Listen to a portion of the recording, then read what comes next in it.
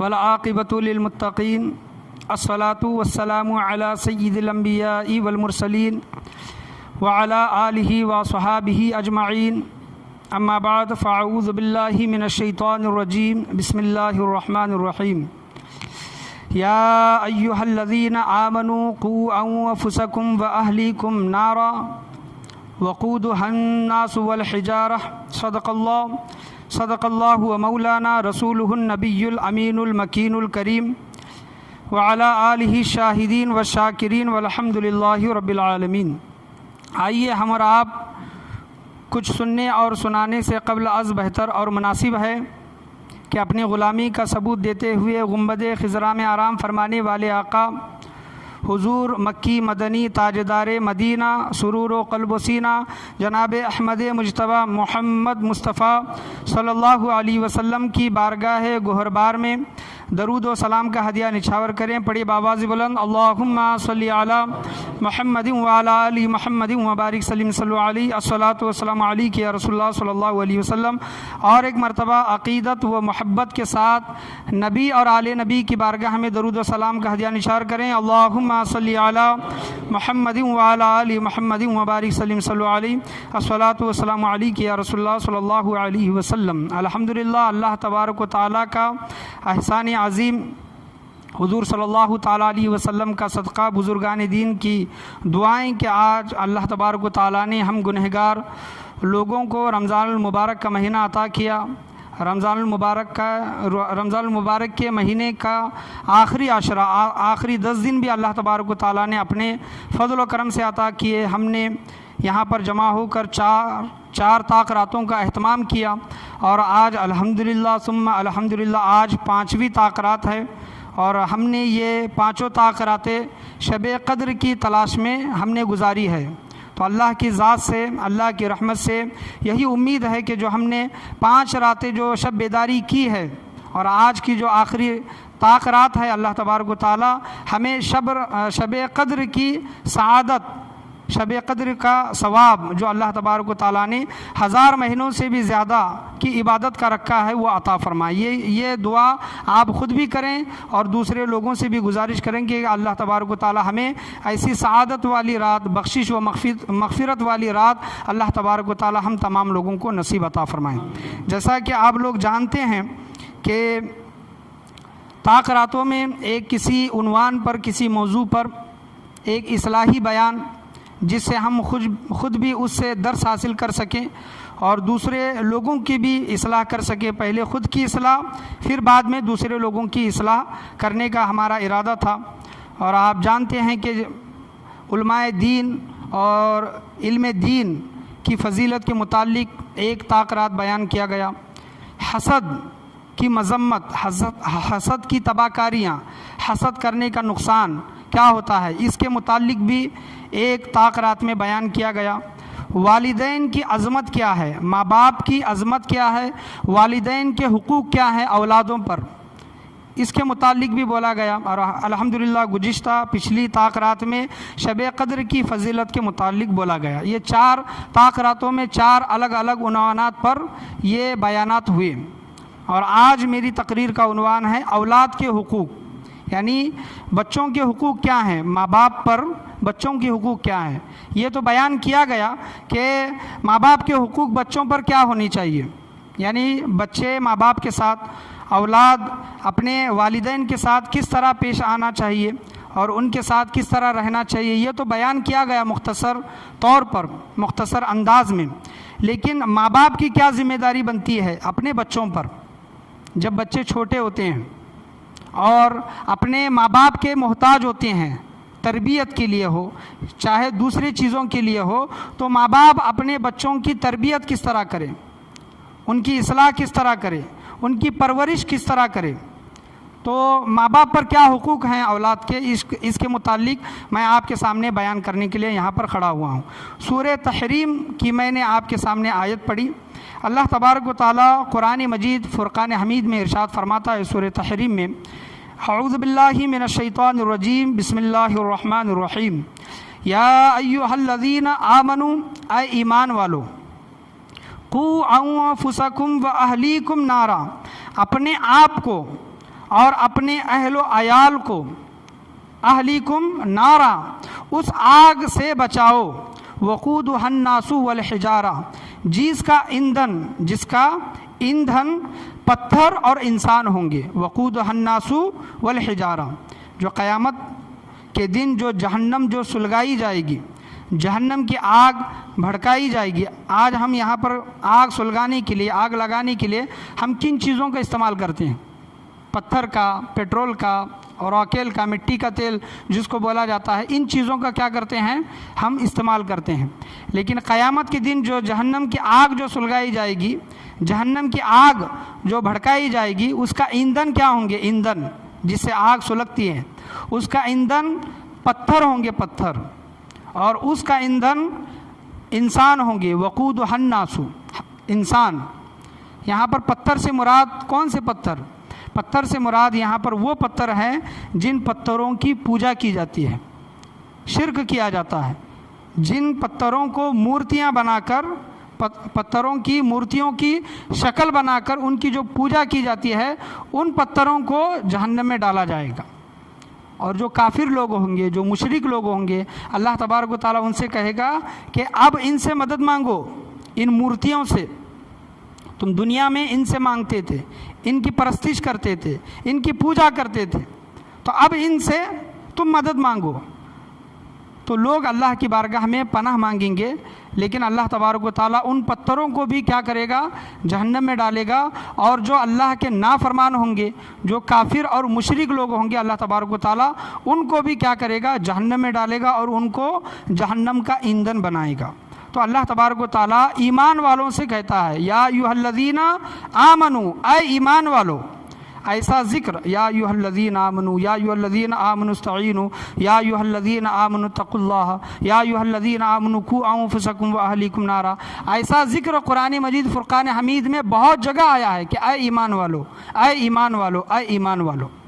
یہاں پر اس آیت میں, سورہ تحریم کی آیت میں اللہ تبارک و تعالیٰ کیا ارشاد فرماتا ہے کہ اے ایمان والو, اپنے آپ کو بھی اور اپنے گھر والوں کو بھی, سب سے پہلے اپنے آپ کو, اس کے بعد اپنے گھر والوں کو اس آگ کی جہنم سے بچاؤ. اللہ یہ حکم دے رہا ہے, یہ پہلے سے ہی خبردار کر رہا ہے کہ جو جہنم کی آگ میں جو لوگ ڈالے جائیں گے, اس آگ سے اپنے آپ کو بچانے کی کوشش کرو اس دنیا میں.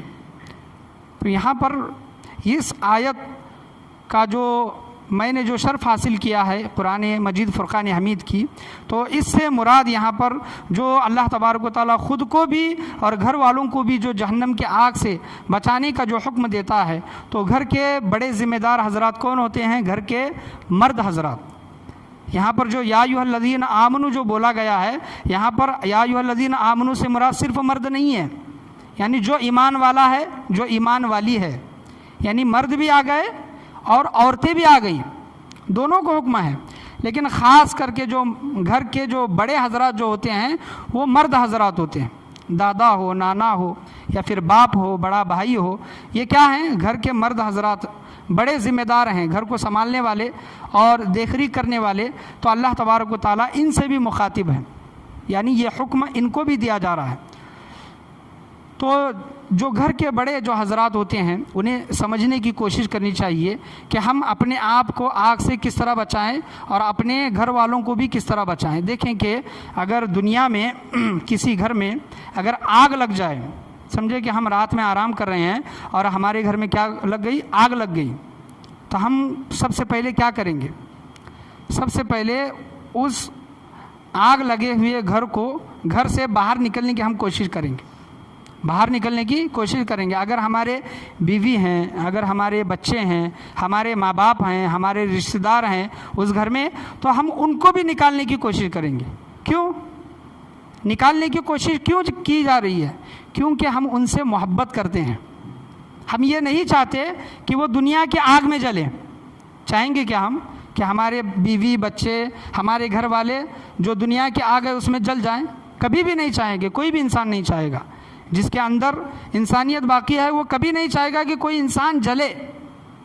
پھر گھر والوں کی جب باری آتی ہے تو وہ حتی الامکان کوشش کرے گا, پوری ایڑی چوٹی کی زور لگائے گا کہ میں اپنے گھر والوں کو دنیا کی آگ سے کس طرح بچاؤں. ہم پاسبل ہے، ممکن ہے کہ ہم اپنی طاقت سے، ہم اپنی عقل سے دنیا کی آگ سے تو اپنے گھر والوں کو بچا لیں گے، لیکن ایک آگ ایسی ہے جس کو ہم اپنے گھر والوں کو یا پھر خود کو اس آگ سے بچا نہیں سکتے۔ وہ کون سی آگ ہے؟ وہ جہنم کی آگ ہے۔ یہاں پر ہمارا سب کچھ چلتا ہے، ہمارا اقتدار چلتا ہے، ہماری طاقت چلتی ہے، لیکن جب ہم مریں گے، جب ہمیں جہنم میں ڈالا جائے گا، تب ہمیں بچانے والا کوئی نہیں ہے۔ اسی وجہ سے اللہ تبارک و تعالیٰ یہاں پر ارشاد فرماتا ہے کہ جس طرح تم دنیا میں دنیا کی آگ سے بچنے کی کوشش کرتے ہو، اپنے آپ کو جلانے سے محفوظ کرتے ہو، تو اسی طرح جہنم کی آگ سے بھی بچو، یہ تمہاری ذمہ داری ہے۔ دنیا کی آگ تو ایک وقت میں ختم ہو جائے گی، لیکن جہنم کی آگ ایسی ہے وہ کبھی ختم نہیں ہوگی، یاد رکھیں۔ تو یہاں پر جو اولاد کے جو حقوق ہے، اس کے متعلق جو میں آپ کے سامنے بیان کرنے کے لیے کھڑا ہوا ہوں، جو انسان کی جو تربیت ہوتی ہے، انسان کی جو اصلاح ہوتی ہے، انسان کو جو صحیح راستہ دکھانے کا جو وقت آتا ہے، وہ انسان کا بچپن ہی ہوتا ہے، بچپنا جو بچے ہوتے ہیں۔ اور ان کی ذمہ داری کن کی طرف ہے؟ گھر والوں کی طرف ہے، چاہے ماں ہو، چاہے باپ ہو، یا پھر گھر کے کوئی بڑے حضرات ہوں، بڑے بزرگ ہوں، لیکن ذمہ داری کس پر آتی ہے؟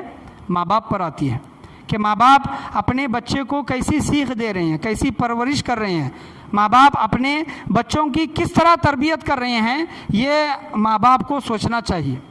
جہاں پر ہم یہ بار بار کہتے ہیں کہ ماں باپ کے حقوق بہت بڑے ہیں، ماں باپ کا مقام و مرتبہ بہت بڑا ہے، وہاں پر ان ماں باپ کو بھی بولا جائے گا کہ اپنے بچوں کی پرورش، اپنے بچوں کی تربیت بھی بہت ضروری ہے، اپنے بچوں کی تربیت بھی بہت ضروری ہے۔ قیامت کے دن ان ماں باپ سے ایک سوال یہ بھی کیا جائے گا کہ تم نے اپنے بچوں کی تربیت کس طرح کی، تم نے اپنے بچوں کی پرورش کس طرح کی۔ جس طرح بچے سے ایک سوال ہوگا، اولاد سے سوال ہوگا کہ کیا تم نے اپنے ماں باپ کو دنیا میں راضی کیا، بچے کا معاملہ بچے کے ساتھ، لیکن ماں باپ سے بھی ایک سوال ہوگا بچوں کے متعلق، گھر والوں کے متعلق۔ تو اس سوال کے لیے ہمیں تیار رہنا ہے، یاد رکھیں کہ جب پوچھا جائے تو ہماری زندگی اس طرح گزرنی چاہیے کہ ہم نے اپنے بچوں کی پرورش، ان کی تربیت اچھے سے کیے ہوں گے۔ تو میں کچھ نکات آپ کے سامنے بچوں کی پرورش کے متعلق ایک ذہن سازی کرنے کے لیے یہاں پر میں کھڑا ہوا ہوں کہ دیکھیں کہ ایک انسان تھا اور وہ اپنے چھوٹے بچے کو لے کر ایک عالم صاحب، پیر صاحب کے پاس گیا۔ ایک چھوٹا بچہ، 4 سال 5 سالہ بچہ ہے، اپنے چھوٹے بچے کو لے کر عالم صاحب اپنے پیر صاحب کے پاس گیا اور پیر صاحب سے کہنے لگا کہ بابا میرے بچے کی تربیت کیجیے، میرے بچے کی اصلاح کیجیے، میں اسی لیے آپ کی بارگاہ میں لے کر آیا ہوں۔ تو اس اللہ کے ولی نے اس اپنے مرید کو کیا جواب دیا؟ اس اللہ کے ولی نے کہا کہ تم نے آنے میں دیر کر دی، تم نے آنے میں، یا پھر اس کی اصلاح کا جو معاملہ ہے، اس کی تربیت کا جو معاملہ ہے، اس معاملے میں تم نے دیر کر دی۔ اس کی وجہ انہوں نے یہ بتائی کہ تمہیں اس اپنے بچے کی جو تربیت تمہیں کرنی تھی، یہ تربیت سے پہلے اس کی ماں کے حال چال تمہیں دیکھنے تھے۔ یعنی جب تمہارا نکاح ہو رہا تھا، جب تمہارا نکاح ہو رہا تھا، تب تمہیں یہ دیکھنا تھا کہ میں جس عورت کے ساتھ نکاح کر رہا ہوں وہ دیندار ہے کہ نہیں۔ سبحان اللہ، میں جس عورت کے ساتھ نکاح کر رہا ہوں وہ دیندار ہے کہ نہیں، متقی اور پرہیزگار ہے کہ نہیں، نماز کی پابند وہ عورت ہے کہ نہیں۔ وہاں سے شروعات۔ ہم کیا سمجھتے ہیں کہ ہمارا بچہ 7 سال کا ہو جائے، 12 سال کا ہو جائے، تب ہم اس کی کیا کریں گے؟ پرورش کریں گے۔ ایک ہمارا مائنڈ، ایک ذہن یہ اس طرح بنا ہے، لیکن بزرگان دین اس کی شروعات کہاں سے کرتے تھے؟ نکاح کرنے سے پہلے یہ دیکھتے تھے کہ عورت کے عادت و اخلاق کیسے ہیں۔ بزرگان دین یہ دیکھتے تھے کہ عورت خوبصورت ہے کہ نہیں، خوبصورت ہے کہ نہیں، یہ بعد میں دیکھتے تھے۔ ہم کیا دیکھتے ہیں کہ خوبصورت ہے کہ نہیں، لیکن بزرگان دین کیا کہتے ہیں کہ خوب سیرت ہے کہ نہیں، اس کی سیرت کیسی ہے دیکھو۔ حضور صلی اللہ علیہ وسلم فرماتے ہیں کہ انسان 3 وجہ سے عورت کے ساتھ نکاح کرتا ہے۔ ایک، اس کا حسن و جمال دیکھ کر، کیا کرتا ہے؟ عورت کا حسن و جمال دیکھ کر اس سے نکاح کرتا ہے۔ دوسری وجہ اس کی مال دولت، اس کا خاندان دیکھ کر کیا کرتا ہے؟ اس عورت سے نکاح کرتا ہے۔ اور تیسرا قسم آپ صلی اللہ علیہ وسلم نے تیسری قسم یہ بیان کی کہ عورت کے عادات و اخلاق، عورت کی سیرت دیکھ کر آدمی نکاح کرتا ہے۔ تین چیزیں، ایک حسن و جمال، مال دولت خاندان، اور تیسری چیز جو آپ صلی اللہ علیہ وسلم نے فرمائی کہ اچھے اخلاق۔ اور آپ صلی اللہ علیہ وسلم نے فرمایا کہ ان تینوں قسموں میں سے تیسری قسم عورت کے عادات و اخلاق کیسے ہیں یہ دیکھ کر تم اس سے نکاح کرو۔ سبحان اللہ۔ دیکھیں کہ شروعات کہاں سے ہو رہی ہے۔ بچوں کی اگر تربیت کرنی ہے تو شروعات اس کی ماں سے ہمیں کرنی چاہیے، کیونکہ بولا گیا ہے کہ بچے کا مدرسہ ماں کی گود ہوتی ہے، بچے کا مدرسہ ماں کی گود ہوتی ہے۔ تو ہمیں انتخاب کرتے وقت، جب ہم نکاح کر رہے ہیں تو ہم انتخاب کرتے وقت سب سے پہلے یہ دیکھیں کہ عورت خوبصورت ہے کہ نہیں، اچھے اخلاق والی ہے کہ نہیں، بعد میں اس کے بعد دیگر دوسری چیزیں ہم دیکھنے کی کوشش کریں، لیکن سب سے بہتر چیز یہ ہے کہ عورت کے عادات و اخلاق اچھے ہونے چاہیے۔ اور جب نکاح ہو جاتا ہے، مرد اور عورت کا جب نکاح ہو جاتا ہے اور ان کے جب تعلقات جب پہلی مرتبہ جب قائم ہوتے ہیں، آپ صلی اللہ علیہ وسلم نے اور اسلام نے یہ درس دیا ہے، یہ تعلیم دی ہے کہ جب تم اپنی عورت کے پاس جاؤ اور تمہارا ارادہ ہو کہ اس سے اولاد حاصل کر سکیں تو اللہ کی بارگاہ میں دعا کرو، ربی حبلی من الصالحین، اے باری تعالیٰ مجھے نیک صالح اولاد عطا فرما۔ اولاد پیدا ہونے سے پہلے اولاد کے حقوق بتائے جا رہے ہیں، یاد رکھیں۔ اولاد ابھی پیدا بھی نہیں ہوئی، تم اولاد کا ارادہ کرتے ہو کہ اولاد اللہ تبارک و تعالیٰ عطا کرے، تو اس کے لیے تم اللہ کی بارگاہ میں دعا کرو کہ اے باری تعالیٰ مجھے نیک اولاد عطا فرما۔ رب اجعلنی مقیم الصلاۃ ومن ذریتی ربنا وتقبل دعا، اے باری تعالیٰ میری نسل کو، میری ذریت کو نیک صالح اور نماز پڑھنے والی اولاد عطا فرما۔ یہ دعا جو قرآن کریم فرقان حمید میں جو مانگتے ہیں، تو یہ اولاد کے حقوق میں سے یاد رکھیں کہ جب اولاد پیدا ہونے سے پہلے اللہ کی بارگاہ میں یہ دعا کی جائے کہ اے باری تعالیٰ مجھے تو جو اولاد دے رہا ہے نیک اولاد عطا فرما۔ اور نیک اولاد یاد رکھیں، انسان کی دنیا میں جس کی نیک اولاد ہوتی ہے اس کے لیے اللہ تبارک و تعالیٰ وہ انسان کے لیے اس دنیا میں سب سے بڑی نعمت ہے۔ اچھی اولاد اس دنیا میں چھوڑ کر جانا، ایسی اولاد جو ہمارے لیے دعائے مغفرت کرے، ایسی اولاد جو نیک ہو اور ہمارے مرنے کے بعد بھی ہمیں یاد کریں، ہمارے لیے ایصال ثواب کرے، ایسی اولاد سب سے بہتر اولاد ہے، یاد رکھیں۔ اور آپ صلی اللہ علیہ وسلم نے اس کا طریقہ بتایا کہ جب تم اپنے عورت کے پاس جاؤ تو اولاد کی طلب ہو تو شیطان کے پناہ، اللہ کی پناہ مانگو شیطان سے کہ اے باری تعالیٰ جو ہم تعلقات قائم کر رہے ہیں اس سے ہمیں کیا ہو، نیک اولاد ہمیں نصیب ہو۔ تو یہ اولاد کے حقوق میں سے۔ اور جب اولاد پیدا ہو جائے، جب کوئی بچہ ہو یا پھر بچی ہو پیدا ہو جائے، ہمارے یہاں پر معاملات کیا کرتے ہیں، حضور صلی اللہ علیہ وسلم کی احادیث کریمہ ہے کہ جب بچہ پیدا ہو جائے تو 7ویں دن اس کا عقیقہ کرو۔ یہ اولاد کے حقوق میں سے ہیں کہ 7ویں دن اس کا عقیقہ کرو، اس کے سر سے جو بال نکال رہے ہو ان بالوں کی وزن کے برابر چاندی کیا کرو، خیرات کرو۔ یہ آپ صلی اللہ علیہ وسلم کا فرمان ہے، یہ اولاد کے حقوق میں سے ہیں۔ لیکن جب بچہ پیدا ہوتا ہے تو ہمارے یہاں پر رسم و رواج کیا ہے، چھلے کا رسم و رواج۔ 40 دن کے بعد جو چھلا کرتے ہیں، اور جو پھپھو کا جو مان جو یہاں پر بولا جاتا ہے کہ ان کا ایک مان ہے کہ وہ آ کر بچے کے کان میں کیا کرتے ہیں، نام وغیرہ پکارتے ہیں۔ یہ سب رسم و رواج کیا ہیں، یہ ہندو رسم و رواج ہیں، یاد رکھیں۔ ہم ہندوستان میں رہتے ہیں تو کچھ رسم و رواج ہندوؤں کے ہمارے اندر آ گئے ہیں، طریقہ یہی نہیں ہے، یاد رکھیں۔ جب بچہ پیدا ہو آپ صلی اللہ علیہ وسلم نے کہا کہ اس کے سیدھے کان میں اذان دو، یہ طریقہ تو ہم سب اپناتے ہیں، اور بائیں کان میں اقامت کہو۔ نماز کا سلسلہ یہیں سے بچے کا شروع ہو گیا، یعنی سیدھے کان میں اذان دی گئی اور بائیں کان میں کیا، اقامت دی گئی۔ جب وہ انسان مر جاتا ہے، پیدا ہونے والا انسان مر جاتا ہے، جب اس کے جنازے کی نماز پڑھی جاتی ہے تو کوئی اذان کوئی اقامت نہیں ہوتی، کیونکہ اذان و اقامت دی جا چکی ہے، اذان و اقامت دی جا چکی ہے، صرف موت کا انتظار ہے۔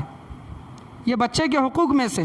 جب بچہ پیدا ہو تو ہمارے بزرگان دین جو ہوتے ہیں، اللہ والے جو ہوتے ہیں، ہمارے پیر و مرشد سمجھ لے، کوئی نیک عالم دین سمجھ لے، تو اگر بچہ پیدا ہوا ہے تو سب سے پہلے ان کا جھوٹا مبارک، اگر نیک صالح عالم دین ہیں، پیر صاحب ہیں، مفتی صاحب ہیں، ایک اللہ کا نیک ولی ہے، تو اس کا جھوٹا مبارک اپنے بچے کو چٹوائیں، اپنے بچے کو چٹائے. یہ ہمارے اندر دیکھا جاتا ہے. شہد ہو یا پھر کھجور ہو، کچھ میٹھی چیز ہو، اگر بچہ پیدا ہو گیا پہلے سے ان سے کیا کرتے ہیں، وہ تبرکات دم کر کے یا پھر جھوٹا کر کے وہ رکھتے ہیں، اپنے پاس محفوظ کر کے رکھتے ہیں.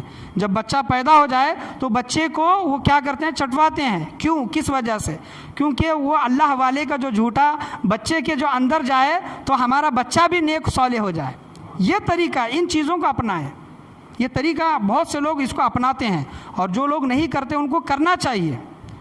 حضور صلی اللہ علیہ وسلم کی بارگاہ میں حضرت ابو موسیٰ اشعری رضی اللہ تعالیٰ عنہ اپنے بچے کو لے کر آئے. ایک صحابی رسول اپنے بچے کو لے کر آئے، یا رسول اللہ صلی اللہ علیہ وسلم آپ اپنا لعاب دہن میرے بچے کے منہ کے اندر ڈالے. تو آپ صلی اللہ علیہ وسلم نے اپنا لعاب دہن اس بچے کے منہ کے اندر ڈالا. اور دیکھا بھی جاتا ہے کہ حضرت امام حسن اور حضرت امام حسین رضی اللہ تعالیٰ عنہ اپنے نانا جان کی زبان مبارک کو چوسا کرتے تھے. دیکھتے نہیں، ہم سنتے نہیں، مقرروں کی تقریروں میں سنتے نہیں کہ حضور صلی اللہ علیہ وسلم کی زبان مبارک چوسا کرتے تھے. اسی وجہ سے تو ان کے اندر وہ استقامت، وہ شہادت کا وہ ذوق اور شوق ان کے اندر، اگر دشمنوں کی فوجیں ان کے سامنے ہیں پھر بھی نہیں گھبرائے. وہ اثر کس کا ہے؟ وہ حضور صلی اللہ تعالیٰ علیہ وسلم کا ہے. وہ اثر لعاب دہن کا ہے. لعاب دہن حضور صلی اللہ علیہ وسلم کا اگر حضرت علی رضی اللہ تعالیٰ عنہ کے آنکھوں کو لگ جائے تو آنکھیں پہلے سے بھی زیادہ روشن ہو جائے. حضور صلی اللہ علیہ وسلم کا لعاب دہن اگر کھارے پانی میں کنویں میں ڈال دیا جائے تو وہ کھارا پانی میٹھا ہو جائے. یہ لعاب دہن یہ اثر رکھتا ہے.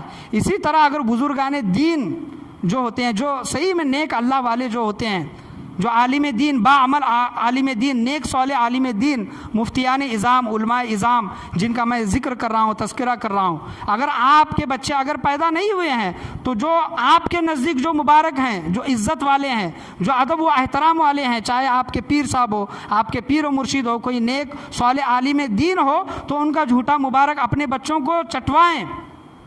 یہ ضروری ہے. یہ بچے پر وہ چیزیں کیا کرتی ہیں، اثر کرتی ہیں. اگر اثر نہیں کرتی تو حضور صلی اللہ علیہ وسلم اس وقت پانی کی کمی تھی نہیں، لیکن حضور صلی اللہ علیہ وسلم اپنے زبان مبارک ان کو کیوں چسواتے تھے؟ کیونکہ آپ صلی اللہ علیہ وسلم کو پتہ تھا کہ یہ جو میرے شہزادے ہیں ان کو ایک بڑی امتحان دینی ہے، چاہے حضرت امام حسن ہو چاہے امام حسین ہو، ان کے متعلق پہلے سے ہی بتا دیا گیا تھا. اسی وجہ سے ان کو پہلے سے ہی ان تمام چیزوں کے لیے آپ صلی اللہ علیہ وسلم تیار کر رہے تھے، اس امتحان کے لیے تیار کر رہے تھے. جب بچہ پیدا ہو جائے تو بچوں کے حقوق میں سے ہیں، ماں باپ پر حقوق ہیں بچوں کے، کہ بچوں کے اچھے نام رکھیں. کیا رکھیں؟ بچوں کے. آج کا زمانہ دیکھا جاتا ہے، خاص کر عورتوں میں یہ دیکھا جاتا ہے کہ میں اپنی بچی کا، میں اپنے بچے کا ایسا نام رکھوں گی کہ ابھی تک کسی نے ایسا نام نہیں رکھا ہوگا. ایک آدھا نام اس کا لیا، آدھا نام اس کا لیا، وہ دونوں ملا کر ہوگا ایک نام. نام رکھنے سے پہلے اس نام کی میننگ کیا ہو رہی ہے، وہ نام برکت والا نام ہے کہ نہیں، یہ تو دیکھو. اللہ کے نزدیک سب سے بہترین نام عبداللہ، عبد الرحمن احادیث کریمہ میں آیا ہے. عبد الرحمن، عبداللہ، یہ سب سے بہترین نام ہے. اس کے بعد احمد ہے، محمد ہے، جو حضور صلی اللہ علیہ وسلم کے نام ہے. جو ہم بچوں کے جو نام رکھتے ہیں ان بچوں پر وہ نام بھی وہ بچے کے اثر کرتے ہیں. یاد رکھیں، دیکھا جاتا ہے کہ کچھ بھی نام رکھتے ہیں، 1 سال 2 سال کے بعد بچہ ضد کرنے لگتا ہے، ضدی ہو جاتا ہے. بعد میں کوئی ایک علم والا بتاتا ہے کہ نام صحیح نہیں ہے، نام بدل دو، تو بعد میں پتہ چلتا ہے کہ نام کی وجہ سے بچہ ہمارا ایسا کر رہا تھا. نام کی وجہ سے وہ جو نام دیکھ کر، دن دیکھ کر، مہینہ دیکھ کر، سال دیکھ کر وہ جو نام نکالے جاتے ہیں وہ بھی صحیح ہے، یاد رکھیں. لیکن اس میں کیا ہوتا ہے کہ لوگ تو فرمائش تو یہ کرتے ہیں کہ آپ اپنے حساب سے نام دو، میرا بچہ اس دن، اس وقت میں، اس مہینے میں، اس سال میں پیدا ہوا ہے، اور اس حساب سے اگر کوئی ایک اچھا نام ان کے سامنے پیش کیا جائے وہ نام ان کو پسند نہیں آتا. تو ناموں کی تاثیر بچوں پر ہوتی ہے، یاد رکھیں. ناموں کی تاثیر بچوں پر ہوتی ہے. اور نام رکھنے کی فضیلت کتنی بڑی ہے میں آپ کے سامنے بیان کرنا چاہوں کہ جو اپنے بچے کا نام احمد یا پھر محمد رکھتا ہے یا پھر عبداللہ یا پھر عبد الرحمن ہی رکھیں، لیکن احمد اور محمد نام کی اتنی برکت ہے، یاد رکھیں، اتنی تعظیم ہے اس کی فضیلت ہے. محمد کے بعد آپ کچھ بھی رکھیں، محمد فیض، محمد حسین، محمد عالم، کچھ بھی رکھیں آپ چلتا، لیکن پہلے شروعاتی میں محمد یا پھر بعد میں احمد، یہ نام آپ رکھنے کی کوشش کریں. قیامت کے دن اللہ تبارک و تعالیٰ جب تمام مخلوق جمع ہوگی، اللہ تبارک و تعالیٰ اس کے فرشتے حضور صلی اللہ علیہ وسلم کو آواز دیں گے کہ محمد کہاں ہیں. ان تمام لوگوں میں محمد کو پکارا جائے گا کہ محمد کہاں ہیں. حضور صلی اللہ علیہ وسلم سے قیامت تک جن جن بچوں کا نام محمد ہوگا یا پھر احمد ہوگا وہ تمام کے تمام لوگ کھڑے ہوں گے. سبحان اللہ، تمام کے تمام لوگ کھڑے ہوں گے. فرشتے ان سے کہیں گے کہ تمہیں نہیں پکارا جا رہا بلکہ نبی آخر الزماں کو پکارا جا رہا ہے، نبیوں کے نبی کو پکارا جا رہا ہے کہ محمد کہاں ہیں. لیکن اللہ تبارک و تعالیٰ کہے گا کہ اے فرشتوں، ان لوگوں کے نام محمد ہے یا پھر احمد ہے. اے فرشتوں، جب ان لوگوں نے یا پھر ان کے گھر والوں نے میرے پیارے نبی کریم صلی اللہ علیہ وسلم کے نام پر اپنے بچوں کے نام رکھے ہیں، یعنی میرے حبیب کے نام پر انہوں نے اپنے بچوں کے نام رکھے ہیں، تو اے فرشتوں میں ان کی بھی بخشش و مغفرت فرماتا ہوں اور ان کے گھر والوں کی بھی بخشش و مغفرت فرماتا ہوں. یعنی جن جن لوگوں کا نام محمد ہوگا وہ کھڑے ہوں گے، اللہ تبارک و تعالیٰ ان تمام لوگوں کی بخشش و مغفرت فرمائے. تو ناموں کی تعظیم یہ ہے، ناموں کی برکت یہ ہے. تو نام بھی اچھے رکھیں، میننگ والے نام رکھیں. اگر آپ عبد الرحمن، عبداللہ، احمد، محمد یا پھر صحابہ کرام کے نام پر نام نہیں رکھ رہے ہیں، ٹھیک ہے. دوسرا کوئی نام رکھ رہے ہیں، ٹھیک ہے، رکھیں، کوئی زبردستی نہیں ہے، لیکن وہ نام کی میننگ اچھی ہونی چاہیے، برکت والے نام ہونے چاہیے. برکت والا نام دیکھ کر تم اپنے بچوں کے نام رکھو، کیونکہ بچوں کے پاس اختیار نہیں ہوتا، بچے تو چھوٹے ہوتے ہیں، بول نہیں سکتے. لیکن ماں باپ کی ذمہ داری یہ ہوتی ہے کہ ہم اپنے بچوں کے نام کیا رکھیں، اچھے رکھیں، وہ بچے پر وہ نام بھی اچھا اثر کرے. یہ ماں باپ کی ذمہ داری ہے، ماں باپ کے حقوق ہیں یہ بچوں پر.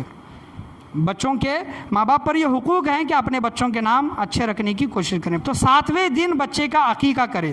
جو ہم 40 دن جو چھلے کا جو اہتمام کرتے ہیں، آپ چھلا کر رہے ہیں تو چھلے کے بدلے آپ عقیقہ کریں، نیت عقیقے کی کریں. چھلے میں ایک بکرا تو آپ ذبح کرتے ہی ہیں، 1 سے 2 یا پھر بڑا جانور تو ذبح کرتے ہیں.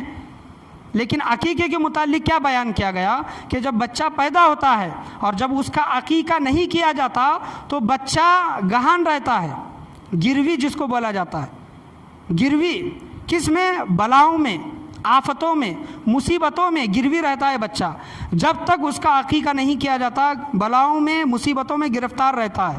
اور جب اس بچے کا عقیقہ کیا جاتا ہے تو وہ تمام وہ بلائیں، وہ مصیبتیں اس بچے سے کیا ہو جاتی ہے؟ دور ہو جاتی ہے. عقیقے کی اتنی بڑی فضیلت ہے، ہم عقیقے کو اہمیت نہیں دیتے، اور عقیقے کے متعلق بھی ہمارے ذہن میں یہ غلط عقیدے رونما ہیں کہ دادا دادی، نانا نانی یا پھر ماں باپ عقیقے کا گوشت نہیں کھا سکتے. ایسا کس نے بتایا آپ کو؟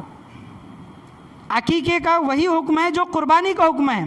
جو ہم بقرعید میں جو قربانی کرتے ہیں، قربانی کا گوشت کوئی بھی کھا سکتا ہے گھر والوں میں سے، اسی طرح عقیقے کا گوشت بھی کوئی بھی کھا سکتا ہے. نانا نانی، دادا دادی نہیں کھا سکتے، یہ عقیدہ غلط ہے، یاد رکھیں. اور جب بچے کا جب ہم عقیقہ 7ویں دن نہیں کر رہے ہیں، مثال کے طور پر ہمیں معلوم نہیں پڑا، ابھی اس عقیقے کے متعلق ابھی ہمارے پاس علم آیا تو اب بھی کر سکتے ہیں عقیقہ. عمر کی، زندگی کی کسی بھی عمر میں، 40 سال کی، 50 سال کی، 20 سال کی، کسی بھی عمر میں آپ عقیقہ کر سکتے ہیں. لیکن بہتر یہ ہے کہ 7 دن کے اندر کیا کریں، بچے کا عقیقہ کرنے کی کوشش کریں. بچے کا عقیقہ ماں باپ پر کیا ہے؟ ذمہ داری ہے، ایک حقوق ہے. لیکن غریب ہیں، پیسے نہیں ہیں، تو عقیقہ کیا ہے؟ سنت ہے. اگر آپ نہیں کریں گے تو کسی مجبوری عذر کی وجہ سے نہیں کریں گے تو گنہگار نہیں ہوں گے. عقیقہ سنت ہے، سنت مؤکدہ ہے. اگر کریں گے تو ثواب ہے، بچہ آپ کا بلاؤں مصیبتوں سے بچے گا. اگر نہیں کریں گے تو گنہگار نہیں ہے. اور جب آپ کا بچہ پیدا ہو جائے اور جب بڑا ہو جائے، آپ صلی اللہ علیہ وسلم نے فرمایا کہ جب آپ کا بچہ 7 سال کا ہو، جب آپ کا بچہ 7 سال کا ہو، چاہے لڑکا ہو یا پھر لڑکی ہو، آپ ان کو نماز سکھاؤ، نماز پڑھنے کا حکم دو۔ اور 10 سال کی عمر تک اگر آپ کا بچہ نماز نہیں پڑھتا، نماز نہیں سیکھتا، اس کو مار کر نماز سکھانے کا حکم فرمایا گیا۔ مار کر بھی ایسے نہیں کہ جانوروں کی جیسے مارنا، بلکہ 1-2 چھڑی، یا پھر جس طرح ماں باپ کا جس طرح آنکھ کا ڈر ہوتا ہے، یا پھر ڈر بچے کے دل میں جس طرح ہوتا ہے، اس ڈر کے ساتھ بچے کو نماز سکھانے کی کوشش کرو۔ آج آپ دیکھیں کہ آپ اپنے آپ سے پوچھیں کہ اگر ہمارے بچے ہیں تو کیا ہم نے ماں باپ ہونے کی ذمہ داری ایک نبھائی ہے؟ کیا ہم نے اپنے بچوں کو نماز کا طریقہ ہم نے سکھایا ہے؟ ہم تو یہ پوچھتے ہیں بچوں سے کہ کیا آپ نے اسکول کا ابیاس کیا، اسکول کا ہوم ورک کیا، کلاس کا ہوم ورک کیا، آپ نے فلاں چیز کی، سب چیزیں پوچھتے ہیں۔ لیکن جہاں پر ماں باپ کے جو حقوق ہیں کہ بچوں کو نماز کا طریقہ سکھائے، جو احادیث کریمہ میں صاف اس کا ارشاد فرمایا گیا ہے کہ آپ کا بچہ 7 برس کا ہو جائے تو ان کو نماز سکھاؤ۔ نماز سکھانے کی ذمہ داری استاد کی طرف نہیں ہے، یاد رکھیں۔ ہم یہ سمجھتے ہیں کہ استاد کی طرف، حافظ صاحب کی طرف ہے۔ احادیث کریمہ میں جو ذکر آیا ہے وہ ماں باپ کے متعلق آیا ہے کہ ماں باپ اپنے بچوں کو نماز کا طریقہ سکھائیں۔ ہم کیا سمجھتے ہیں کہ ہمارا بچہ مکتب میں جا رہا ہے، عربی میں جا رہا ہے، وہاں پر حافظ صاحب سکھائیں گے، ٹھیک ہے، اگر وقت ملتا ہے تو سکھاتے ہیں، اس میں کوئی دو رائے نہیں ہے، اس کا انکار نہیں ہے۔ لیکن جہاں پر ماں باپ کی جو ذمہ داری آتی ہے، ماں باپ کا جو حق آتا ہے، ہم وہ حق کس طرح ادا کرتے ہیں؟ سب سے پہلی بات تو یہ ہے کہ ہمیں خود کو نماز صحیح سے پڑھنا نہیں آتا تو ہم بچوں کو کس طرح سکھائیں گے؟ پہلے ہمیں خود کو نماز صحیح طریقے سے پڑھنے کی ہمیں کوشش کرنی چاہیے۔ عمر کے ہمارے 40 سال 50 سال گزر جاتے ہیں، ہمیں سجدہ کس طرح کرنا ہے، رکوع کس طرح کرنا ہے، وہ طریقہ بھی ہمیں نہیں آتا تو ہم بچوں کو کس طرح سکھائیں گے؟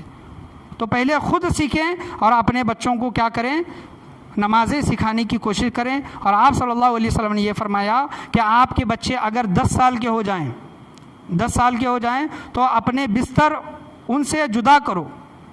لڑکا لڑکی ہے، 10 سال کے ہیں تو ان کو ایک بستر میں، ایک چادر میں نہ سلاؤ، ان کا بستر الگ کرنے کا حکم دیا گیا ہے، کیونکہ ان کی تربیت کیا ہونی ہے، ماں باپ کے گھر سے ہونی ہے، ان کے اپنے گھروں سے ہونی ہے، ماں باپ سے ہونی ہے۔ تو یہ طریقہ آپ صلی اللہ علیہ وسلم نے بچپن ہی میں بتا دیا کہ آپ کا بچہ پیدا ہو تو کیا کرنا چاہیے، بچہ اگر 7 سال کا ہو تو کیا کرنا چاہیے، بچہ اگر 10 سال کا ہو تو کیا کرنا چاہیے۔ یہ آپ صلی اللہ علیہ وسلم نے پہلے سے ہی یہ تمام چیزیں آپ صلی اللہ علیہ وسلم نے بتا دی۔ جب آپ کا بچہ بولنے کے لائق ہو تو سب سے پہلے اس کو اللہ بولنا سکھائیں۔ اے بچے بولو کہ اللہ، کلمہ سکھائیں کہ لا الہ الا اللہ محمد رسول اللہ صلی اللہ علیہ وسلم۔ ہمارے جب بچے پیدا ہوتے ہیں اور بولنے جب لگتے ہیں اور کوئی گانا سنتے ہیں اور گانا گانے لگتے ہیں تو ہم کہتے ہیں کہ دیکھو میرا بچہ کتنا اچھا گانا گا رہا ہے۔ ہم بولتے ہیں کہ ارے بچہ ہے، اس کو گانے وغیرہ نہ سکھاؤ۔ وہ بولتے ہیں ابھی بچہ ہے، بچوں کو بچہ رہنے نہ دیں۔ یاد رکھیں، بچے آپ کے کب بڑے ہو جائیں گے، بچے ہمارے کب بڑے ہو جائیں گے اور کب ہمارے ہاتھ سے نکل جائیں گے، کب ہمارا کہنا نہیں ماننے والے ہو جائیں گے، یہ ہمیں اس بات کا پتہ بھی نہیں چلے گا۔ یاد رکھیں، بچہ بچپن میں توتلی زبان میں اگر گالی بھی دیتا ہے تو فوراً ہنس پڑتے ہیں۔ تو ہم یہ کیا کریں، ایک طرح کی ان کی حوصلہ افزائی کر رہے ہیں؟ نہیں، ان چیزوں پر بچوں کو ڈانٹیں، ڈرائیں، مارے نہیں، بلکہ بولیں کہ بچہ یہ تو جو تم کر رہے ہو یہ گناہ ہے، یہ تمام چیزیں صحیح نہیں ہیں۔ اور آپ صلی اللہ علیہ وسلم، علماء کرام یہ فرماتے ہیں کہ جب عورت پریگننٹ ہے، حمل سے ہے، تو عورت کو چاہیے کہ اپنا پورا وقت اللہ کے ذکر میں، نماز میں، ذکر و اذکار میں، درود شریف میں گزارے۔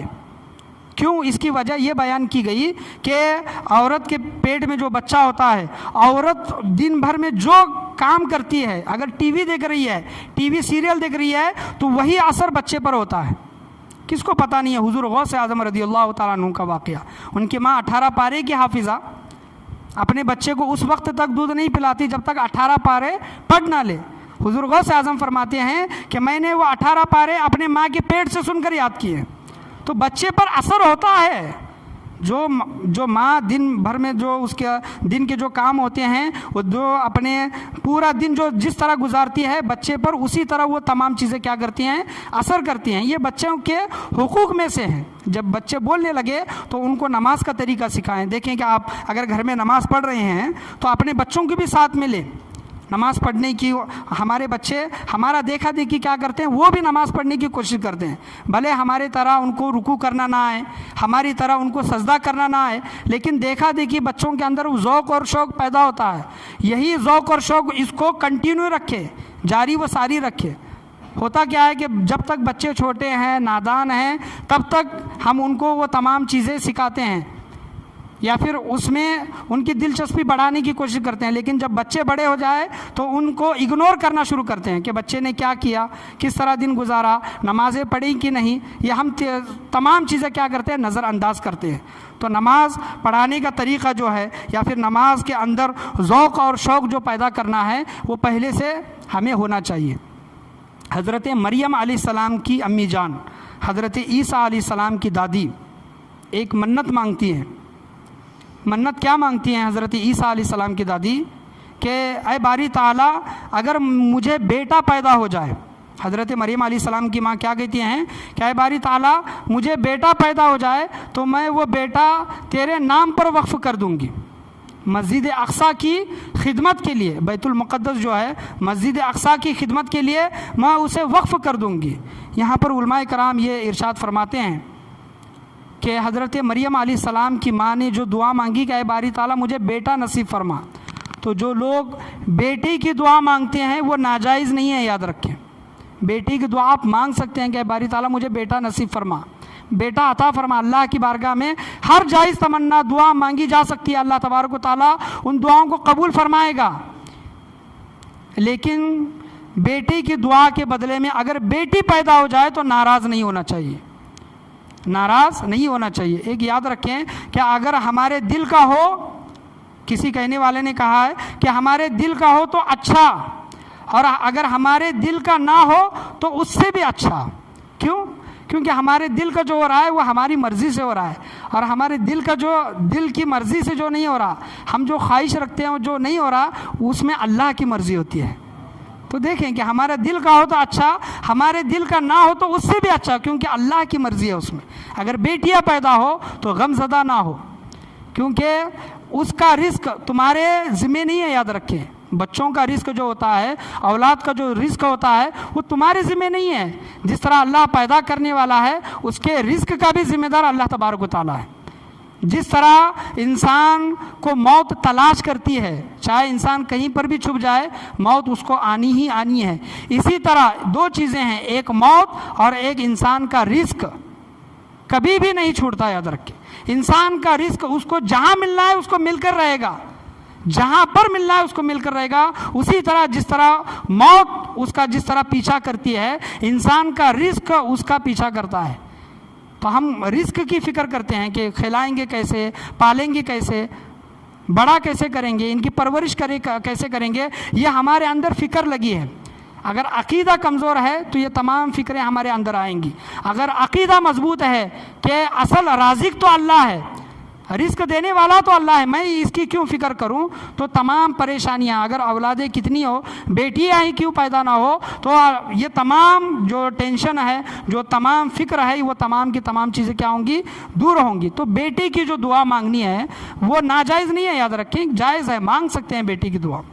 لیکن حضرت مریم علیہ السلام کی امی جان جو بیٹی کی جو دعا مانگتی ہیں تو انہیں کیا پیدا ہوتی ہے، بیٹی پیدا ہوتی ہے، بیٹا نہیں بلکہ بیٹی پیدا ہوتی ہے۔ اور بیٹی پیدا ہونے کے بعد ان کا نام کیا رکھا جاتا ہے، مریم۔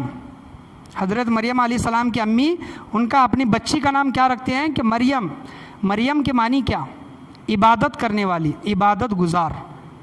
اور انہوں نے جو ایک منت مانگی تھی، میں بیت المقدس کو وقف کروں گی، بیت المقدس کو تیری راہ میں وقف کروں گی، تو انہوں نے وہ منت پوری کی۔ جب ان کی بچی تھوڑی بڑی ہوئی، چلنے پھرنے کے قابل ہوئی حضرت مریم علیہ السلام، تو انہیں ایک کمرے میں، بیت المقدس کے ایک بازو والے کمرے میں ان کو وہاں پر عبادت کے لیے ان کو وہاں پر وقف کر دیا گیا۔ اور ان کی ذمہ داری، ان کی کفالت، ان کی دیکھ بھال حضرت زکریا علیہ السلام جو اللہ کے نبی ہیں، اللہ کے پیغمبر ہیں. حضرت مریم علیہ السلام کیا ہیں؟ اللہ کی ولی ہیں. عورت کبھی نبی نہیں ہو سکتی. مریم کیا ہیں؟ اللہ کی ولیہ ہیں. اور حضرت زکریا علیہ السلام کیا ہیں؟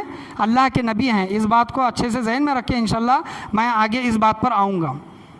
جب حضرت مریم علیہ السلام اس کمرے میں رہتی تھی اور حضرت زکریا علیہ السلام کی کفالت میں، ذمہ داری میں، دیکھ بھال میں جب آئی، تو حضرت زکریا علیہ السلام جب کمرے کا دروازہ بند کر کے جب باہر جاتے تھے، اور جب بعد میں آ کر حضرت زکریا علیہ السلام نے دیکھا کہ حضرت مریم علیہ السلام کے کمرے میں، کھولی میں ایسے بے موسم پھل ہیں. یعنی ایک موسم کے جو پھل ہوتے ہیں، آم کا، دراکشے کا، جس کو انگور کا کہتے ہیں، الگ الگ طرح کے. تو اللہ تبارک و تعالیٰ جنت سے حضرت مریم علیہ السلام کو بے موسم پھل اس کمرے میں عطا فرماتا.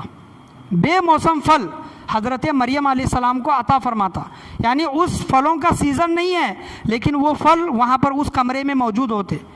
حضرت زکریا علیہ السلام اس خود کمرے کو بند کر کے، اس دروازے کو بند کر کے باہر جاتے. اندر اور باہر آنے جانے والا کوئی نہیں ہے، لیکن پھل کہاں سے آ رہے ہیں؟ پھل جنت سے آ رہے ہیں. اللہ تبارک و تعالیٰ نے وہ پھل جنت سے حضرت مریم علیہ السلام کے کمرے میں کیوں اتارے؟ کیونکہ حضرت مریم علیہ السلام چھوٹی تھی، بچی تھی، عبادت کے لیے ان کو وقف کیا گیا تھا. تو عبادت سے ہٹے نا، حضرت مریم علیہ السلام عبادت سے ہٹے نا، اس وجہ سے اللہ تبارک و تعالیٰ ان کے لیے جنت سے پھلوں کو اتارتا تھا، تاکہ ان پھلوں کو دیکھ کر ان کا دل لگے، عبادت میں ذوق اور شوق بڑھے. جب حضرت زکریا علیہ السلام نے دیکھا کہ یہ پھل کہاں سے آ رہے ہیں، حضرت مریم علیہ السلام نے بتایا کہ یہ پھل تو جنت سے آ رہے ہیں. تو حضرت مریم علیہ السلام کے جو کفالت جو کرنے والے تھے حضرت زکریا علیہ السلام، وہیں پر کھڑے ہو کر، وہیں پر قال یا مریم انا لکی ھذا قالت هو من عند اللہ ان اللہ یرزق من یشاء بغیر حساب ہنالک دعا زکریا ربہ. یہ تمام آیتیں ان کے متعلق بیان کی گئی ہیں تیسرے پارے میں. تو حضرت زکریا علیہ السلام حضرت مریم علیہ السلام کا وسیلہ پیش کر کے اللہ کی بارگاہ میں دعا کرتے ہیں. اس وقت ان کی عمر 80 سے بھی 90 سال سے بھی زیادہ تھی حضرت زکریا علیہ السلام کی عمر. اور حضرت زکریا علیہ السلام اللہ کی بارگاہ میں دعا کرتے ہیں کہ اے باری تعالیٰ، جس طرح تو مریم کو بے موسم پھل عطا کرتا ہے، اے باری تعالیٰ اسی طرح حضرت مریم علیہ السلام کے صدقے میں مجھے اولاد نصیب عطا فرما، اولاد عطا فرما. تو دیکھیں کہ ایک نبی ہیں اللہ کی بارگاہ میں دعا مانگ رہے ہیں، اور وسیلہ کس کا دے رہے ہیں؟ ایک ولی کا وسیلہ دے رہے ہیں. تو جو لوگ یہ کہتے ہیں کہ وسیلہ مانگنا کہاں سے جائز ہے، وسیلہ لینا کہاں سے جائز ہے، تو حضرت زکریا علیہ السلام تیسرے پاری کی آیت آپ اٹھا کر دیکھیں کہ حضرت زکریا علیہ السلام حضرت مریم علیہ السلام کا وسیلہ پیش کر کے اللہ کی بارگاہ میں دعا مانگتے ہیں. تو وسیلہ اللہ کی بارگاہ میں لے کر دعا مانگنا یہ ناجائز و حرام نہیں ہے، یاد رکھیں، بلکہ انبیاء کرام، صحابہ کرام کی سنتوں میں سے ہے. انبیاء کرام کی سنت ہے اور صحابہ کرام کی سنت ہے کہ اچھے اور نیک صالح لوگوں کا، اللہ والوں کا وسیلہ پیش کر کے اللہ کی بارگاہ میں دعا مانگی جائے. بابا فرید الدین گنج شکر رحمۃ اللہ علیہ چھوٹے ہیں، ان کی امی جان کہتی ہے کہ آئے بیٹا فرید نماز پڑھ. اور بچوں کی ایک عادت ہوتی ہے کہ میں یہ کام کروں گا تو مجھے کیا ملے گا، میں کروں گا کام لیکن مجھے کیا ملے گا. بچوں کا ایک سوال ہوتا ہے، میں اگر یہ کام کروں گا تو مجھے یہ آپ کو یہ چیز دینی ہوگی. اس کنڈیشن پر، اس شرط پر بچے کیا کرتے ہیں؟ کام کرتے ہیں. حضرت بابا فرید الدین گنج شکر رحمۃ اللہ علیہ کے امی جان کہتے ہیں کہ بیٹا فرید نماز پڑھ. تو بابا فرید رحمۃ اللہ علیہ پوچھتے ہیں کہ امی جان اگر میں نماز پڑھوں گا تو مجھے کیا ملے گا؟ تو اس وقت ان کے بچپن میں ان کو شکر زیادہ پسند تھی، شکر وہ زیادہ کھایا کرتے تھے. ان کی امی جان سمجھ گئی کہ میرے بیٹے فرید کو شکر زیادہ پسند ہے. ان کی امی جان نے کہا کہ بیٹا اگر تو نماز پڑھے گا تو اللہ تبارک و تعالیٰ تجھے شکر عطا کرے گا. اور ان کی امی جان ان کے لیے مصلی بچھائی، ان کے لیے وضو کے لیے اپنے بچے کے لیے پانی دیا. دیکھیں کہ بچوں کی تربیت، بچوں کے حقوق کس طرح ادا کرنی چاہیے، کہ بچوں کی تربیت کس طرح کرنی چاہیے کہ ماں ان کے لیے مصلی بچھا رہی ہیں. کبھی ہم نے اپنے بچوں کے لیے مصلی بچھایا ہے؟ ان کی ماں ان کے لیے وضو کے لیے پانی تیار کر کے ان کے لیے دیتی تھی. کیا کبھی ہم نے اپنے بچوں کے لیے وضو کا پانی تیار کر کے دیا ہے، وضو کے لیے پانی دیا ہے؟ تو بزرگان دین کا طریقہ کار تو یہ تھا. جب بابا فرید الدین رحمۃ اللہ علیہ جب نماز پڑھنے کے لیے جب آ جاتے، آنے سے پہلے ان کی ماں ایک شکر کی پڑیا مصلی کے نیچے رکھ دیتی، مصلی کے نیچے رکھ دیتی. اور جب نماز سے فارغ ہو جاتے اور پوچھتے کہ امی جان شکر کہاں ہے، تو امی جان کہتی کہ بیٹا مصلی اٹھا کر دیکھتے تو صحیح میں ایک شکر کی پڑیا ہوتی. تو بابا فرید سمجھ جاتے کہ اللہ تبارک و تعالیٰ مجھے کیا کر رہا ہے، شکر عطا کر رہا ہے. اسی ذوق میں، اسی شوق میں حضرت بابا فرید الدین گنج شکر رحمۃ اللہ علیہ کیا کرتے، نماز پڑھنے لگے. اور دیکھیں کہ اپنے بچوں کے اندر ایک نماز کے متعلق ایک چیز ڈالیں کہ بیٹا تو 1 مہینہ اگر نماز پڑھے گا تو میرے طرف سے تجھے یہ گاڑی میں دوں گا، تجھے یہ کھلونا میں لا کر دوں گا، یا پھر جو تو مانگ رہا ہے کھلونے کی چیزیں میں دوں گا. شرط یہ ہے کہ تو 1 مہینہ نماز پڑھ، 10 دن نماز پڑھ، 20 دن نماز پڑھ. تو شروع کے دور میں بچہ اس کھلونے کی لالچ میں تو نماز پڑھے گا، بچہ ہے آخر وہ پڑھے گا، لیکن اس کا شوق بڑھتا جائے گا. تب اس کو سمجھ میں آئے گا کہ مجھے کھلونے کے لیے نماز نہیں پڑھنی ہے بلکہ اللہ کے لیے نماز پڑھنی ہے، اللہ کے لیے نماز پڑھنی ہے. لیکن ان کو اس طرف لانا، نماز کی طرف لانا، یہ ماں باپ کی ذمہ داری ہے، گھر والوں کی ذمہ داری ہے، یاد رکھیں. بابا فرید الدین رحمۃ اللہ علیہ اسی طرح کا روز کا ان کا معاملہ ہوتا گیا. ان کی امی جان مصلی کے نیچے پڑیا رکھتی، شکر کی پڑیا رکھتی، وہ لے لیتے اور نماز وغیرہ اسی طرح وہ ادا کرنے لگے.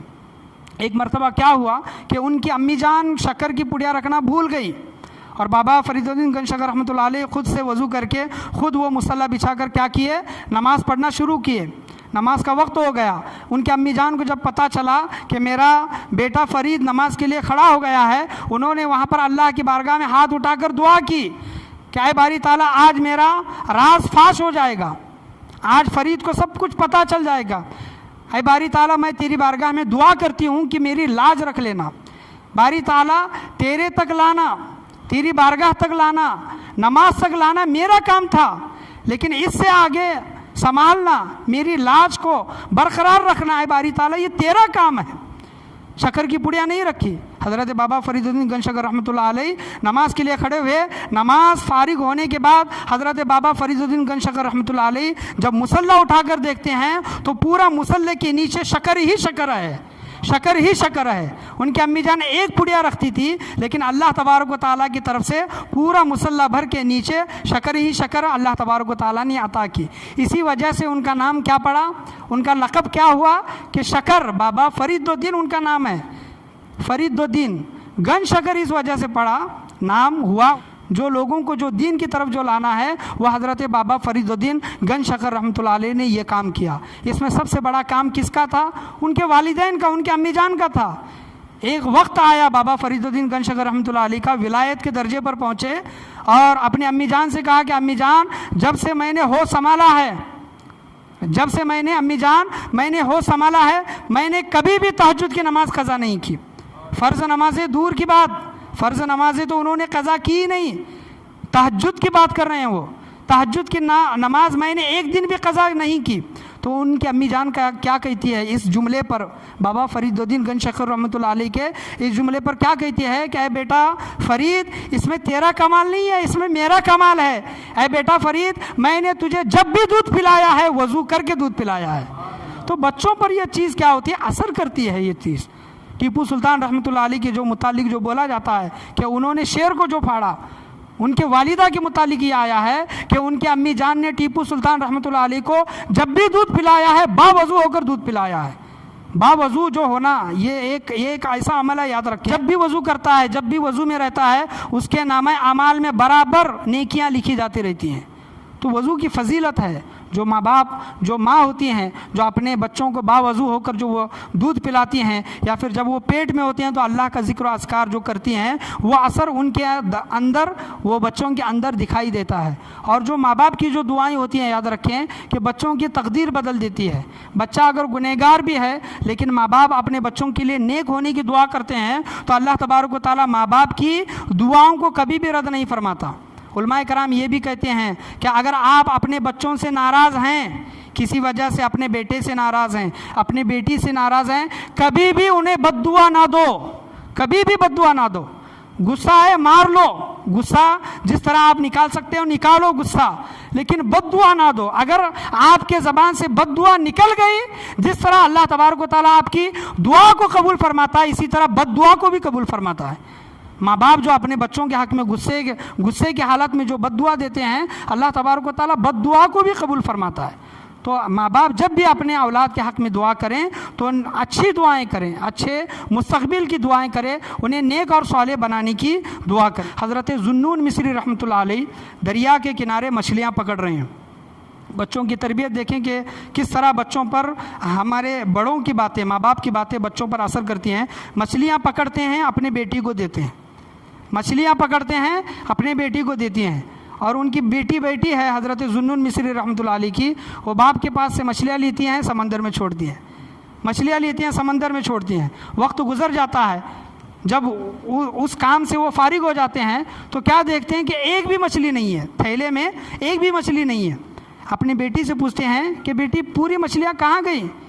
وہ بیٹی کہتی ہے کہ ابا جان میں نے تمام کی تمام مچھلیاں سمندر میں ڈال دی. بیٹی تم نے ایسا کیوں کیا؟ تو وہ بیٹی کہتی ہے کہ ابا جان میں نے آپ ہی کی زبان سے سنا ہے کہ جو درخت اللہ کا ذکر کرنا بند کر دے اس درخت کو کاٹ دیا جاتا ہے.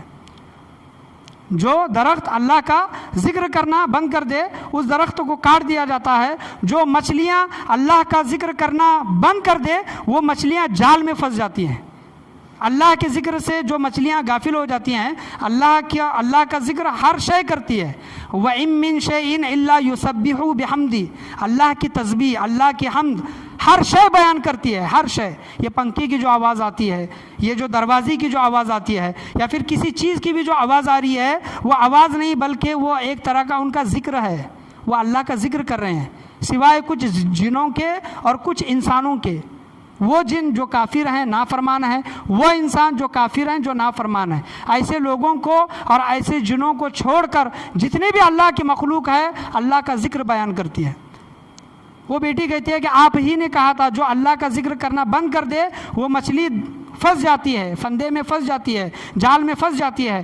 لہٰذا ابا جان میں نے یہ سوچا کہ اگر ان جانوروں کو اگر ہم کھائیں، جو جانور اللہ کے ذکر سے غافل ہیں، اگر ہم ان کو کھا لیں تو ابا جان مجھے ڈر ہے کہ کہیں ہم بھی اللہ کے ذکر سے غافل نہ ہو جائے. اللہ اکبر. ابا جان مجھے ڈر ہے ان مچھلیوں کو کھا کر، ان کا گوشت کھا کر کہیں ہم بھی اللہ کے ذکر سے غافل نہ ہو جائے. تو یہ سیکھ، یہ باتیں ان بچوں کو کس نے سکھائی؟ بے شک حضرت ذوالنون مصری رحمۃ اللہ علیہ کے ذریعے ان کی بیٹی نے کیا وہ ہدایت، وہ پرورش ان کی بیٹی نے پائی. تو بچوں کے اندر اچھے عادات و اخلاق ڈالنے کی کوشش کریں، اچھے باتیں ان کے سامنے پیش کرنے کی کوشش کریں. حضور صلی اللہ علیہ وسلم کی سیرت ہو، صحابہ کرام کی سیرت ہو، اسلام کیا ہے، یہ اپنے بچوں کو کبھی کبھار بٹھائیں سامنے. ایک واقعہ، جس طرح ہم کہانی سناتے ہیں اسی طرح حضور صلی اللہ علیہ وسلم کا کوئی واقعہ سنائیں، کوئی حدیث سنائیں، صحابہ کرام کی زندگی کا کوئی واقعہ سنائیں. بچے بڑے ہی دلچسپی کے ساتھ ان واقعات کو سنتے ہیں. چاہے آپ کہانی سناؤ، چاہے آپ حدیث سناؤ، بچے سنتے ہیں. لیکن طے ہمیں کرنا ہے کہ ہمیں حدیث سنانی ہے، بزرگان دین کے واقعات سنانے ہیں، کیا ایک من گھڑت کہانی سنانی ہے بچوں کو. یہ ہمیں طے کرنا ہے، بڑوں کو طے کرنا ہے، ماں باپ کو طے کرنا ہے. اور ایک واقعہ میں آپ کے سامنے بیان کرنا چاہوں کہ بچوں کی پرورش اچھے سے ہونی چاہیے. ایک تاجر، ایک بزنس مین شخص تھا، اور وہ جب کبھی بھی سفر کے لیے، تجارت کے لیے جب نکلتا تو 10 سال 20 سال وہ کیا کرتا، سفر کے لیے نکلتا. تجارت وغیرہ کر کے ایک ملک سے دوسرے ملک، دوسرے ملک سے تیسرے ملک وہ کیا کرتا، تجارت کرتا ہوا جاتا اور سالوں کے بعد اپنے گھر کو لوٹتا. شادی ہونے کے بعد جب وہ اپنے گھر سے جانے لگا تو اس کی بیوی پیٹ سے تھی، حاملہ تھی. اس نے اپنے بیوی کو گھر خرچ کے لیے کچھ اشرفیاں، کچھ دینار وغیرہ دیے اور کہا کہ میں چند سالوں کے بعد واپس آؤں گا. اور وہ اشرفیاں دی اور کہا کہ اس سے اپنا گزارا کر لینا. اور وہ جب چلا گیا اور جب 20 سالوں کے بعد، 15 سالوں کے بعد اپنے وطن، اپنے ملک جب وہ لوٹا تو گھر میں جانے سے پہلے اس نے یہ سوچا کہ چلو جا کر کہیں مسجد میں نماز پڑھ لوں. نماز سے فارغ ہونے کے بعد میں اپنے گھر چلا جاتا ہوں.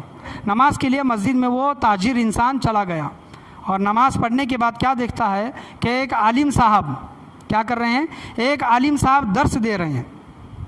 عالم صاحب لوگوں کو درس دے رہے ہیں.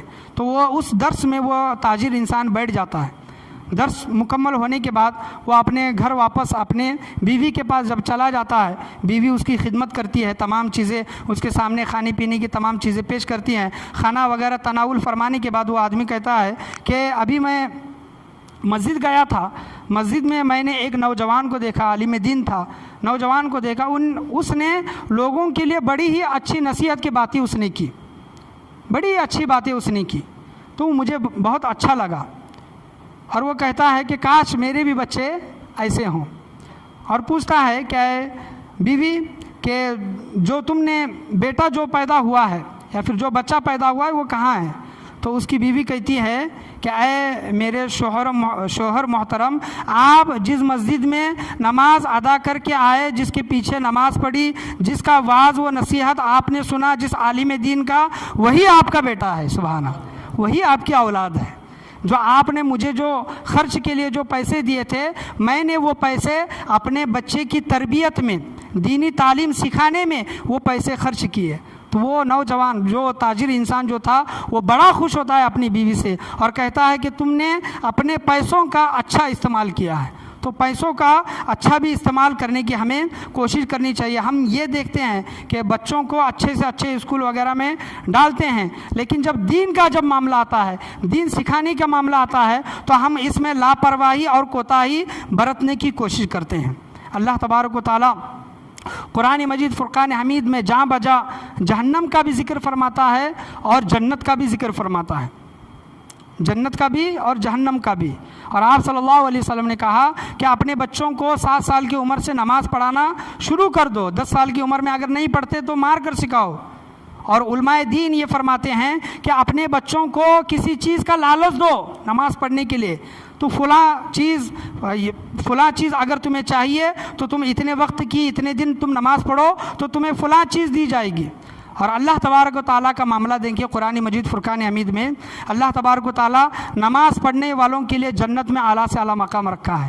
نماز پڑھنے والوں کے لیے، اس کی پیروی کرنے کے لیے، اس کی اطاعت کرنے کے لیے اللہ تبارک و تعالیٰ نے جنت میں حور و غلمان رکھے ہیں، جنت کی نہریں رکھی ہیں، جنت کے باغات رکھے ہیں۔ تو اس حدیث سے کیا پتہ چلتا ہے، قرآن کی آیات سے کیا پتہ چلتا ہے کہ اللہ تبارک و تعالیٰ بھی انعاموں سے نوازتا ہے، انعامات سے نوازتا ہے، لیکن شرط یہ ہے کہ تم میری پیروی کرو، میری اتباع کرو، نماز کے پابند بنو۔ تم پیروی اتباع کرو گے تو اللہ تبارک و تعالیٰ تمہیں جنت میں یہ انعامات سے نوازے گا، اور اگر اتباع و پیروی نہیں کرتے، اطاعت و فرما برداری نہیں کرتے، نماز کے پابند نہیں بنتے، اللہ تبارک و تعالیٰ نے قرآن مجید فرقان حمید میں جہنم کا بھی عذاب سنایا ہے۔ جہنم میں یہ عذاب ہوں گے، جہنم کی آگ ایسی ہے، جہنم کے بچھو ایسے ہیں، جہنم کے سانپ ایسے ہیں۔ اللہ تبارک و تعالیٰ نے یہ تمام چیزیں بیان کی ہیں۔ تو اللہ تبارک و تعالیٰ ڈر بھی سنانے والا ہے، خوشخبری بھی سنانے والا ہے۔ تو اس قرآن کی آیات جو میں نے آپ کے سامنے پڑھی، جس کا ترجمہ کہ جنت کا بھی ذکر ہے اور جہنم کا بھی ذکر ہے، انعامات کا بھی ذکر ہے اور عذاب کا بھی ذکر ہے، اسی طرح کا معاملہ ہم اپنے بچوں کے ساتھ کریں۔ بچہ کوئی ہم سے چیز مانگتا ہے تو فوراً اس کو وہ چیز نہ دیں، پہلے اس کو اپنی بات منوانے کی کوشش کریں۔ بات ہمیں کیا منوانی ہے؟ دنیا کی کوئی بات نہیں منوانی ہے، یاد رکھیں کہ تو میرا یہ فلاں کام کرے گا تو ہی میں یہ تمہیں دوں گا، یہ تمام چیزیں بات کی ہیں، لیکن بچوں کو نمازی بنانا، پرہیزگار بنانا، نیک بنانا، یہ ماں باپ کی سب سے پہلی ذمہ داری ہے۔ اللہ تبارک و تعالیٰ نے اسی وجہ سے ارشاد فرمایا ہے کہ یا ایھا الذین آمنوا قوا انفسکم واہلیکم نارا وقودھا الناس والحجارہ، اے ایمان والو اپنے آپ کو، اپنے اہل و عیال کو اس جہنم کی آگ سے بچاؤ جس آگ کا ایندھن، جہنم کی آگ کا ایندھن پتھر اور انسان ہوں گے۔ تو اللہ کی بارگاہ میں ہمیشہ یہ دعا کرو کہ جو انسان جو جہنم کا ایندھن ہوں گے وہ ہم نہ ہو، ہمارے گھر والے نہ ہو۔ اگر ہم اس کا ایندھن نہیں بننا چاہتے، ہمارے گھر والے اس جہنم کا ایندھن نہیں بننا چاہتے، تو اس دنیا میں اللہ تبارک و تعالیٰ کے فرما بردار بندے بن کر زندگی گزارنے کی کوشش کریں۔ ہم تو بن لیں گے، ہم تو بن جائیں گے، فرما بردار بندے بن جائیں گے، زندگی بھی گزار لیں گے، لیکن جو ہماری اولادیں ہیں اور اولادوں کا ہمارے اوپر جو حقوق ہے، ان حقوق کو نہ بھولیں، حقوق کو فراموش نہ کریں، کہ جب بھی آپ دیکھیں کہ آپ کی اولادیں بگڑ رہی ہیں، غلط راستے پر جا رہی ہیں، تو سب سے پہلے ماں باپ کی ذمہ داری یہ بنتی ہے کہ اپنے بچوں کو صحیح راستے پر لے کر آئیں۔ اور اولاد، نیک اولاد اس دنیا میں ماں باپ کے لیے سب سے بڑی نعمت ہے۔ اس کے لیے آپ صلی اللہ علیہ وسلم نے ارشاد فرمایا کہ بندے کے لیے اچھے عمل یہ نہیں ہے کہ وہ دنیا میں دولت چھوڑ کر جا رہا ہے، زمین، دھن دولت، جائیداد چھوڑ کر جا رہا ہے، بلکہ بندے کے اچھے عمل یہ ہیں کہ جاتے وقت اس دنیا سے اپنی نیک اولاد چھوڑ کر اس دنیا سے جا رہا ہے۔ نیک اولاد، ہمیشہ اللہ کی بارگاہ میں نیک اولاد مانگنے کی کوشش کریں، اور ہمارے اگر اولادیں پیدا ہوئی ہیں، بڑی ہوئی ہیں، تو ان کو اچھی نصیحت، تربیتی تعلیم دینے کی کوشش کریں۔ میں اللہ کی بارگاہ سے یہی دعا کرنا چاہوں گا، اللہ تبارک و تعالی ہم تمام لوگوں کو بولنے سننے سے زیادہ عمل کی توفیق عطا فرمائے۔ جو اولاد کے حقوق کے متعلق ماں باپ کی ذمہ داری جو بیان کی گئی ہے، اللہ تبارک و تعالی ان تمام حقوق کو ہمیں اور دوسرے لوگوں کو اس پر عمل کرنے کی توفیق عطا فرمائے۔ آج کے بیان میں کسی بھی قسم کے بولنے میں، کسی بھی طرح کے بولنے میں، سننے میں، سمجھانے میں، سمجھنے میں غلطی ہوئی ہوگی، اللہ تبارک و تعالی محض اپنے فضل و کرم سے اسے معاف عطا فرمائے۔ جس طرح والدین کے حقوق ہوتے ہیں، اسی طرح اولاد کے بھی حقوق ہوتے ہیں۔ ہم جس طرح والدین کے حقوق کو سمجھتے ہیں، اسی طرح والدین کو چاہیے کہ اولاد کے حقوق کو بھی سمجھے اور اولاد کے حقوق اس دنیا میں ادا کرنے کی کوشش کریں۔ اللہ سے دعا ہے کہ اللہ تبارک و تعالی ہم تمام لوگوں کو بولنے سننے سے زیادہ عمل کی توفیق عطا فرمائے، اور ہم نے اپنے ماں باپ کے حق میں اگر نافرمانی کی ہے، حقوق میں اگر کوتاہی کی ہے، اللہ تبارک و تعالی ہمیں اسے معاف عطا فرمائے، اور ہمارے ماں باپ ہم سے راضی ہو جائیں، یہی ہمارے لیے کافی ہے۔ اللہ نے اپنی رضا ماں باپ کی رضا میں رکھی ہے، تو اللہ تبارک و تعالی ہمارے ماں باپ ہم سے راضی ہو جائیں۔ اللہ کی بارگاہ میں یہی دعا کرنے کی ہمیں کوشش کرنی چاہیے۔ اللہ سے دعا ہے کہ اللہ تبارک و تعالی ہمارے ماں باپ کے فرما بردار بچے بن کر، اولاد بن کر زندگی گزر بسر کرنے کی کوشش کریں۔ اگر ہمارے ماں باپ میں سے کوئی اس دنیا سے چلے گئے ہیں تو اللہ تبارک و تعالیٰ ان کی قبروں کو منور و منزہ فرمائیں۔ اگر وہ کسی بھی طرح کے عذاب میں مبتلا ہیں ہمارے ماں باپ، یا پھر ماں باپ میں سے کوئی ایک، تو اللہ تبارک و تعالیٰ ان کی بے پناہ بے حساب کتاب بخشش و مغفرت عطا فرمائیں۔ ہماری آنے والی نسلیں، آنے والی اولادیں کس طرح ہونی چاہیے اور کس طرح ہوں گی، اس کی تیاری ہمیں ابھی سے کرنے کی توفیق عطا فرمائے۔ جو آج کے بیان میں بولا گیا ہے اس پر پورا عمل کرنے کی توفیق عطا فرمائے۔ لا الہ الا اللہ محمد الرسول اللہ صلی اللہ تعالی علیہ وسلم، وآخر دعوانا ان الحمد للہ رب العالمین۔ سبسکرائب کریں ہمارے چینل کو اور بیل آئیکن کو کلک کرنا نہ بھولیں تاکہ آپ دیکھ سکیں ہمارے